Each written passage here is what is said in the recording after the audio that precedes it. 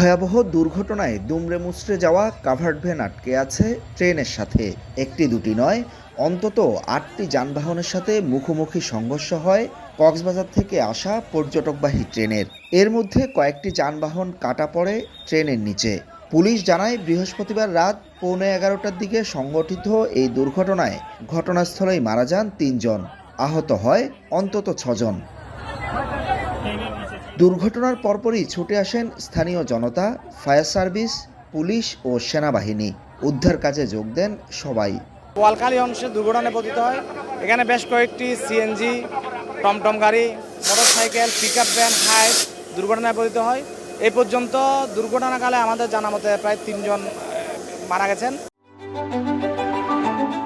Hire Google TV, endless color, smart living.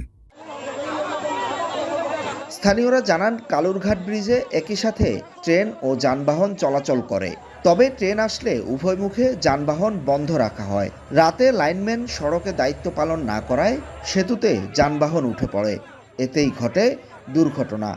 কোনোভাবে এটা ট্রেনের অবহেলা না, এটা হচ্ছে যে আমাদের সিএনজি ওই পাশ থেকে আসছিল লাইন, কিন্তু উনি কোনো সিগন্যাল মেনটেন করে না যে ট্রেন আসবে। ট্রেন তো তার নিজস্ব শিডিউল অনুযায়ী আসছে, হ্যাঁ, কিন্তু ওইখান থেকে যে গাড়ি আসা, বিকজ এটা হচ্ছে ওয়ান ওয়ে, তো ট্রেন আসলে অবশ্যই এখানে দাঁড়াইতে হবে।